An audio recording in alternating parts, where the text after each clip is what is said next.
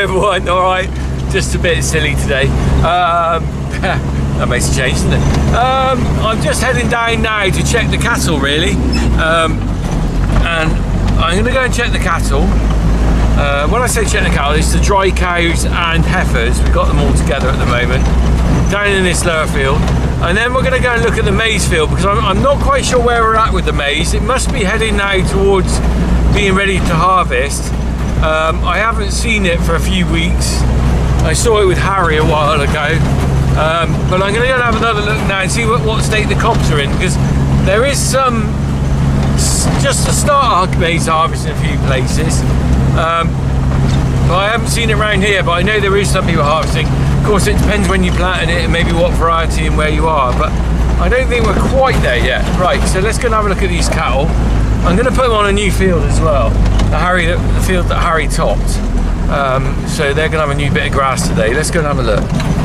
Oh, I'm just walking out here. It's pretty warm actually. We're in September. It's a lovely time of year actually.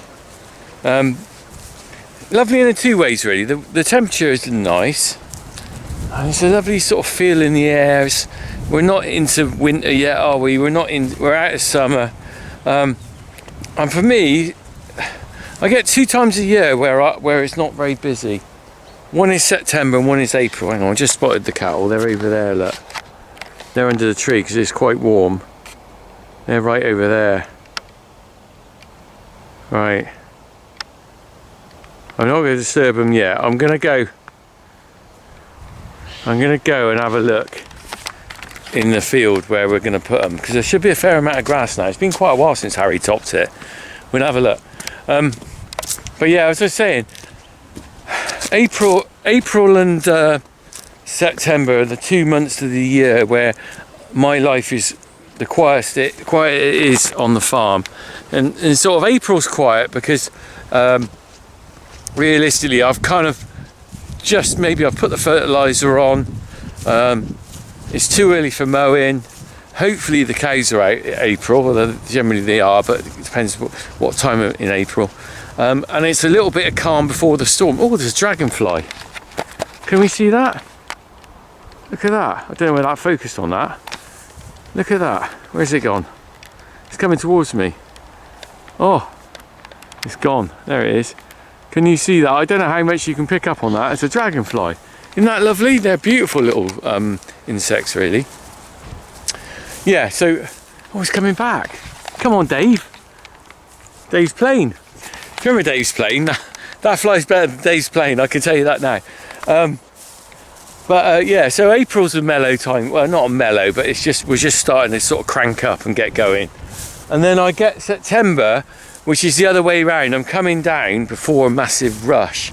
So I've done all the mowing. There isn't really, I've got one field left that maybe I'll get some bales off. I'm not sure about that. Unlikely, I reckon. So I've got the maize to do, which is probably a week's time. But April's generally the catch-up time. And I haven't really done any videos on it, but this month, all I've been doing really, apart from a cheeky trip to Benidorm, all I've been doing is lots and lots of little maintenance jobs. I've just done some really minor stuff. Lots of these little minor jobs that need doing. I welded some patches on a loader bucket. I fixed the leaking gutter in one building. I repaired the gutter that was falling off the side of one building. What else have I done? Loads of stuff. So many little jobs. I can't really remember what they are. You know, there was a steel step in a wall that we used to climb up and down a wall, and that one of them snapped off. So I chiseled that out and redid that. I've still got about 5 gate posts to do, which I don't know when I'm going to do those. We're heading into winter now. They might get left till spring. But it's a good time of year for me to catch up stuff, and that's why it's also quite a good time for me to sneak off with my mates for a little cheeky holiday. And I had to laugh, right? There was 2 people everyone else, I put some pictures of Benidorm, me and my mates in Benidorm on Facebook. I didn't do a vlog on it because it's sort of like I didn't want to wave a camera in front of my mates' faces, and also, do you know what? Sometimes it's just nice to turn it off. Although it would have made quite a fun video.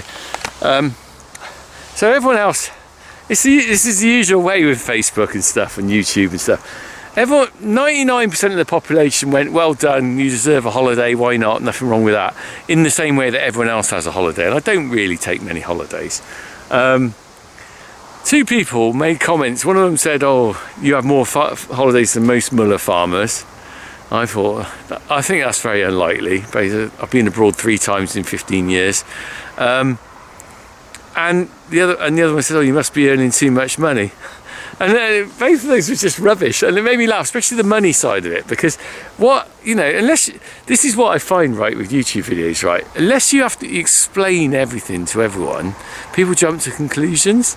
So the thing with me and my mates, right, okay, and this is quite a nice thing, you could do this with your mates if you like. 15 years ago, we were 40 years old. I was 40 years old, well, 16 years ago, and I sat down in the pub and said, wouldn't it be good when we're all 50 to go to Vegas? And the reality of that was, it's a great idea, but how are we going to fund that? Because if, you know, I run with quite a big group of mates. We've carried on our friendships through the years, which is lovely. And realistically, to get 10 or a dozen of us to go to Vegas, how are we all going to get the money?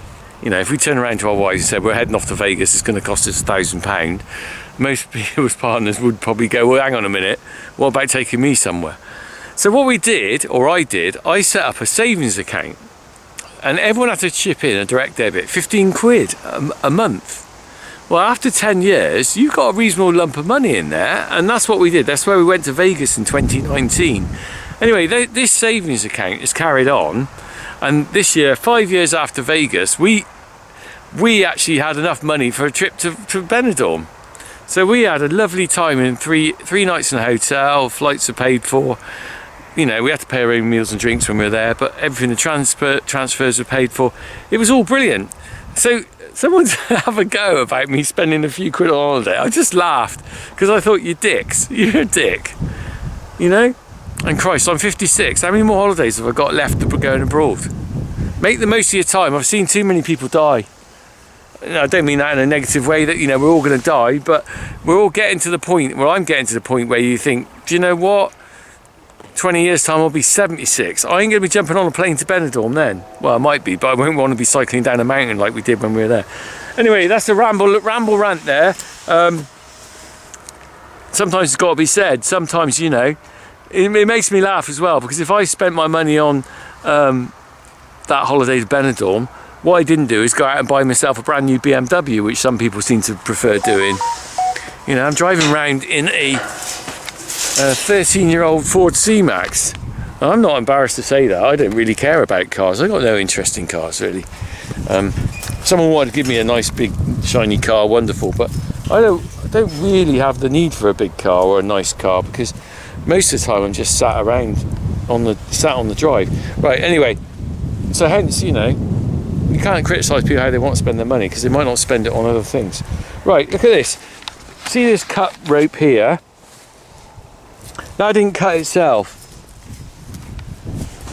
So certain lovely travelling gentlemen who don't travel, and we know who they are, cut that a while ago, and for some reason shut the cattle into this field, which was really quite distressing for my brother when he came down here and found about 10 cows that had been shut in here, and they were absolutely desperate for water because there's no trough in this field.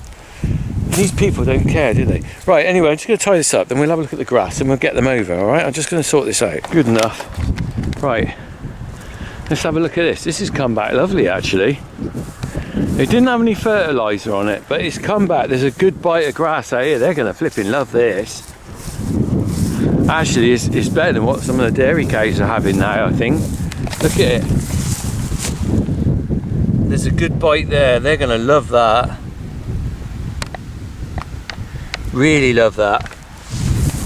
So I think the topping paid off. I'm just going to walk over. It's the last chance I'm going to see it before I let the cows in here.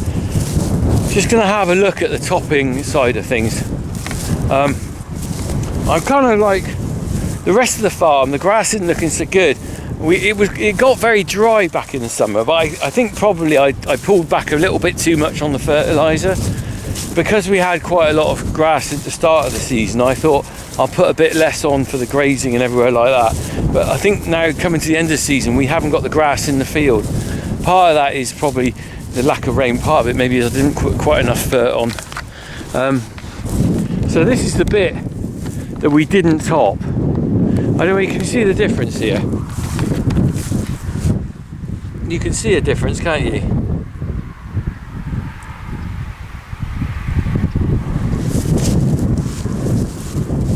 That's the bit we didn't top.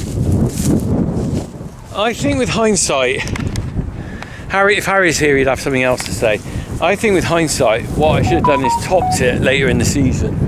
Because although we still got the stalky grass, we have got a little bit more growth on there. Because obviously if you top it, you knock it right back. Although it's difficult to tell because the stalky bits that aren't the edible bits show up quite a bit more. And I think maybe the green stalky bits here don't show up against just all the other greens. So maybe there isn't a lot of difference. It's certainly recovered well here. Anyway, I'm going to get these cattle. They're going to absolutely love it in here. They're going to go mental in here. This is a lovely bit. If I was a heifer, I'd be flipping skipping on this. This is like someone putting out the fresh buffet in the morning at the breakfast, isn't it? Oh, I lovely buffet breakfast in Benidorm. You can't beat a buffet breakfast, can you? It's one of those things though, mind you, by day 3 you're like, oh, actually, I'll just have a 1 wafer thin mint, please, monsieur. Mr. Creosote. Yeah, you start off with that buffet breakfast, don't you? And you always go, oh, I'll have all that. Oh, I'll have the sausage, bacon, eggs. Oh, I'll have a bit of that cheese. Oh, I'll have the fruit and everything. By day 3, you're like, do you know what? Not so cool. I'll just have a croissant. That's how it works, though, isn't it? Right, let's go and get them. Come on. Up, up, up. Just walking over to where they are now. Look, they've certainly got this down, haven't they? That's quite bare here. There's not the grass here. Do you remember I went to see that farmer about his herbal lays? Well, me and my brother have been sort of thinking what we're going to do about that. We still haven't really sorted that out, but I think if we're going to do a herbal lay, it will probably be this field here. Because I looked at the herbal lays and I'm sort of not entirely convinced it's the best way to go with a dairy herd. Because you're looking for max productivity with your grass, and I think the herbal stuff maybe will knock that back. So I think you kind of might be chasing the funding and then you're losing on your productivity, whereas I think not quite so important down here where we got the heifers and stuff, and the dry cows, because you're more inclined to just want them to eat a little bit, you know, fill their bellies rather than looking to get milk out of them. So I think we possibly might put this field in. It's quite a fair size. A bit of advice here. Look, so we got some thistles here. Look, creeping thistle there. Big patches of it there, look. Right. Now creeping thistles are a right pain in the bum. And it appears in several bits of our farm.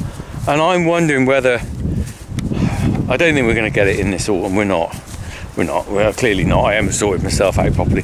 I'm wondering, do we get that creeping thistle sprayed off before we maybe drill a herbal lay in here? Because I'm thinking once we spray it off, once we put the herbal lay in, probably trying to spray the thistles might not be a good idea. It might kill the herbal lay. Some of you have a bit more advice. I'm not really up on my spraying very well. Some of you, I'd be interested to see what you think. See, look, here's the creeping thistle. Look, not a very nice plant. I mean, it's called creeping thistle because it creeps underground, and there's a big strip of it up this top end, and I'm sort of thinking, once the herbal lays here, I don't want to leave it because it'll just keep spreading and I won't be able to control it in the same way. So is it advisable to spray that off, in which case that means maybe not doing herbal lay till next autumn, because I want to control the creeping thistle next spring. Right, I've got to try this now. Alright, that's open now. Come on in, come on, come on in, come on, come on. Ooh, you know what it's like. Now's the time to leg it, isn't it? Because they'll be behind me in no time at all, and they'll beat me to that field, I'm sure. I just remembered I've got to count them all. I think it's 38 down here. And also I've got to look out for 512 because she's got, she's probably got less than a month to calve. Blimey, there's a lovely warm air blowing across here. It's gorgeous. This is September. This is the joys of September, isn't it? If you're retired or your kids have grown up, this is when you jump in a car and you can go down to Devon or something like that, or Cornwall, or wherever you want to go, and sit in the sun and just have a mellow evening and not have to worry about 2 kids and the traffic. It's a nice time of year to be away. Right, here they come. Come on. I hear they come back from Bristol Airport. Actually, when I came back from Benidorm, I bumped into someone who watches me. They just started saying how we should brake, and yeah, I tell you what, guys, it is really funny. I do really like it when people speak to me and come and say hello, but it is a bit weird because people talk to me like they know me, and I'm never sure whether it's someone that knows me, really knows me, like a friend or something that I haven't seen for years, or whether it's someone who knows me from YouTube. I can't presume either, because nowadays I live in this kind of uncertain world of who knows me and who doesn't. It's weird. Anyway, are they behind me? Oh, here we are. Hello. Hello. Hello, here we go. All aboard. Right. What do you reckon? Head straight down in that field, or are they going to skip about? Whatever. I let them in here a few weeks ago, I think, or a couple of months ago, when you saw them, and they skipped around a bit. What do you reckon? I got to count them. Come on, everyone, help me count them. Can you count 38? I don't know. Are you all there? They're not looking too bad. What do you think? Home-reared heifers, not too bad. Not too shabby. There's bound to be a few that aren't so good. There always are. Right, I'll get by the gate, and if I can get and count them before they all go through. It's when they bunch up it gets difficult. Right. Here we go then. Go on then, you go. One of you, look, the leader of the pack. 4. Okay, 5, 6, 7, 8, 9, 10, 11, 12, 13, 14, 15, 16, 17, 18, 19. No, 19.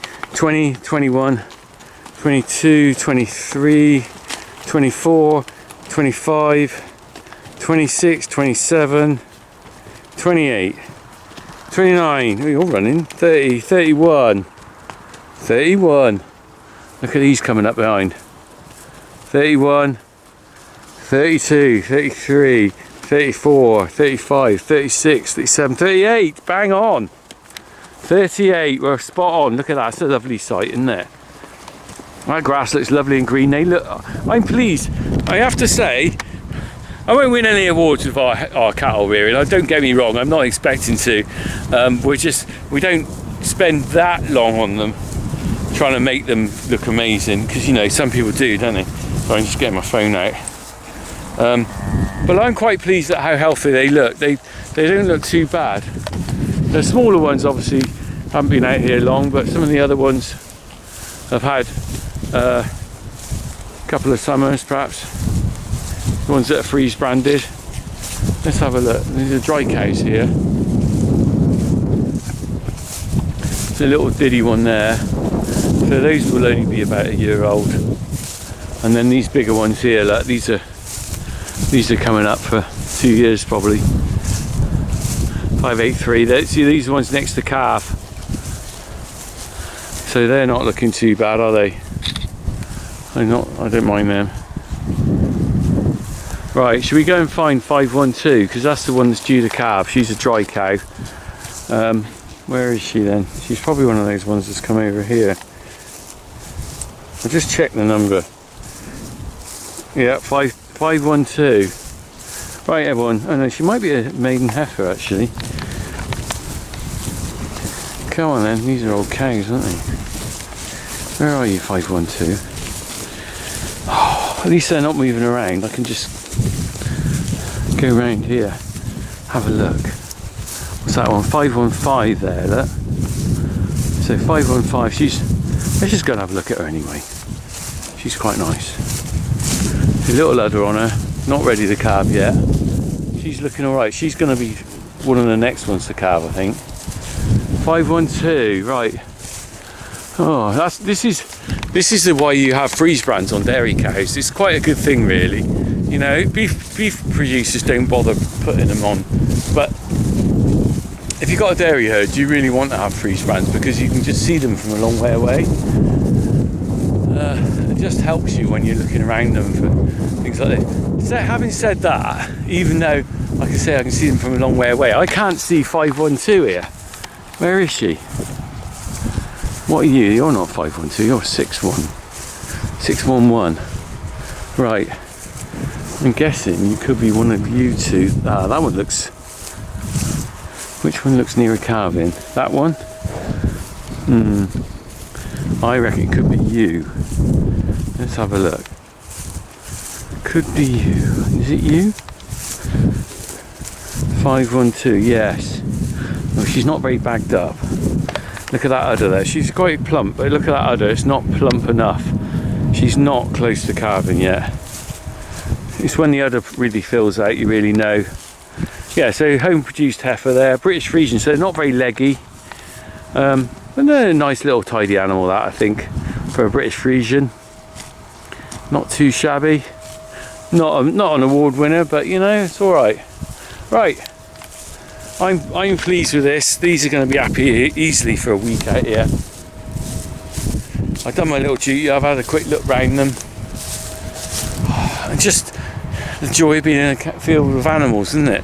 I sort of think it's very sad how the kind of attacks on farming with animals has sort of happened with all the kind of environmental attacks on them, because sometimes everything can't just be about environment, because there's a lot of crap with all those figures that they push out, but do you know what? It's a lovely thing to be in a field with animals, and the whole countryside full of just fields of green and no animals is just going to be sad, you know.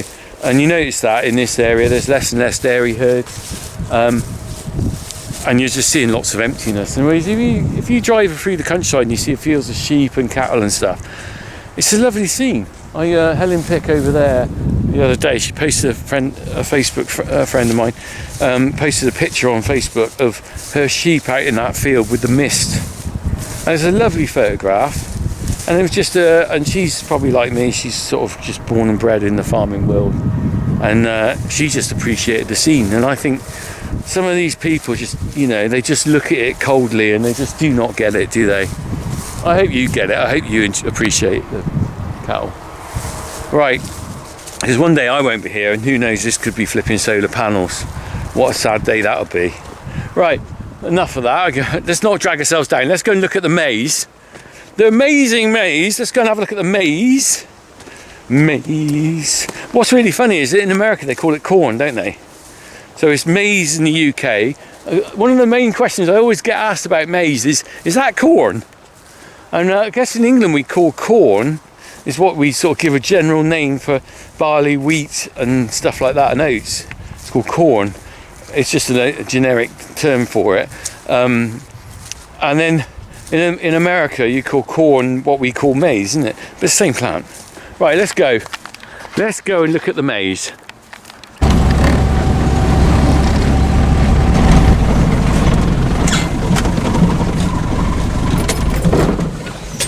Right, let's have a look at the maize then.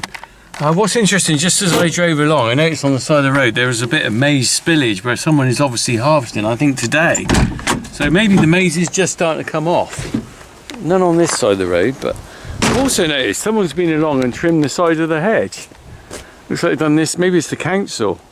They don't normally trim the hedges, they normally trim the verge, they don't normally do the hedges. I wonder why they did that. Still, it saves me a job in the winter. Right, I've parked that right in because in case there is a trailer coming by, but I mean, it means I struggle to get in. Let's go and have a look at this then. So, it is starting to take a yellowy tinge to it. I would say, you know, we're getting there, but I'm not convinced it'll be ripe. Right, let's go and have a look at this then. So, no good judging the maize cobs and stuff on the edge of the field because they're always stunted. Especially by the gate where there's all the traction. Let me get into more of the middle. They get bigger as they go in. We walked out here, me and Hazza walked out here the other week, didn't we? Oh, what's that one? Oh, that's no good, that's loss. Don't like snapping one. Right, this is a reasonable one. So I picked a random 2 cobs. The little cob's not so big. What do you reckon it's going to be like? If it's yellowy, really yellow, then I think it might be nearer to being ready. But if it's more of a pale, creamy yellow, then not so much. Oh, try to do this one-handed. Right, I can see a yellow tinge. That doesn't look, no, it doesn't look particularly ripe to me. I don't think that. Let's just have a look. I prefer that. Let's just see. Still a bit soft. In too far. It's not actually that bad. I might take this one back for the chickens. But it's not squishy. I'm looking at that. I mean, I'm judging it. I'm not an expert on this, but you see these little corns, they need to be floury and white, not when you squidge them with your fingers, they're soft. They still got a bit of give in them. I'd say that's another week or 10 days off, I think. Yeah, I'm not convinced that's ready yet. I said I'm no expert on this, but I just sort of go with what I sort of feel. Plenty of farmers better than me out there would know whether that was ripe or not. But I'm sort of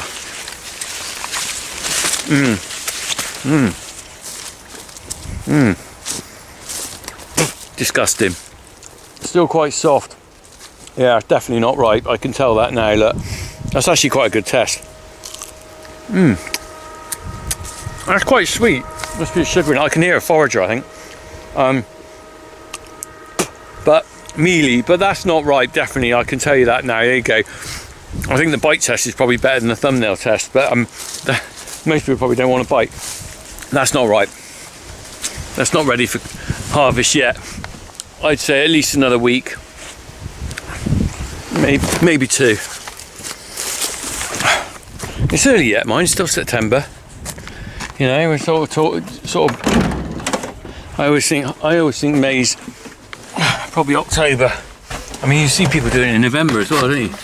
Right, I'm going to turn round. I can hear a forager actually in the background. We might just see it down there. Because you don't know when.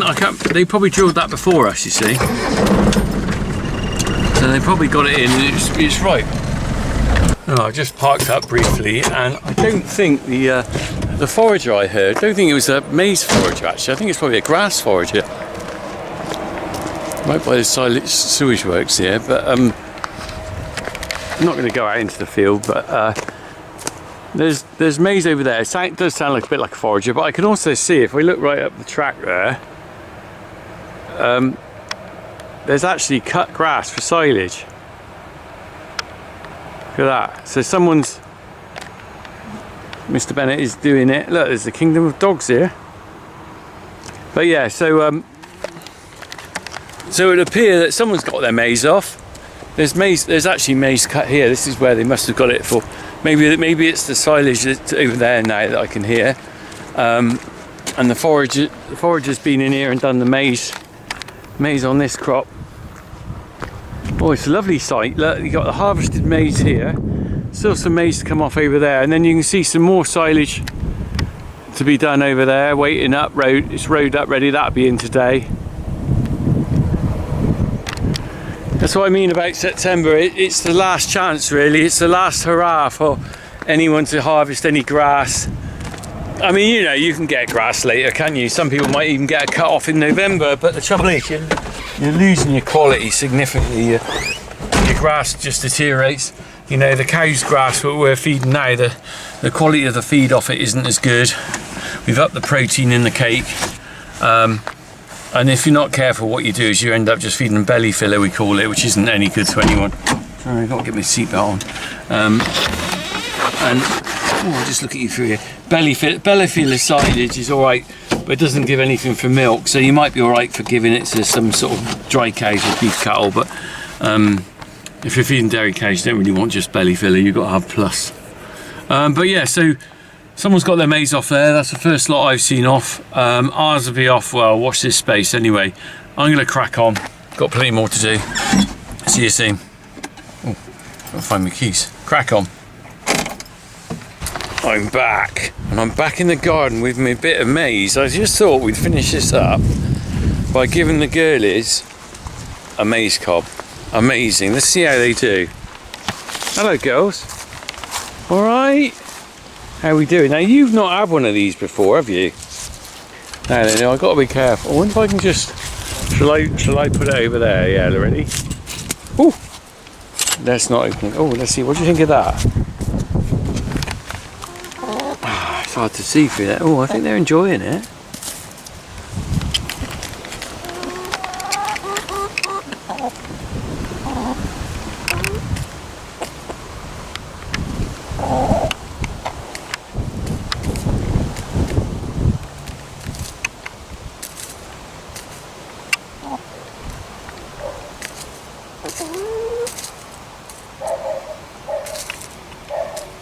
What do you think?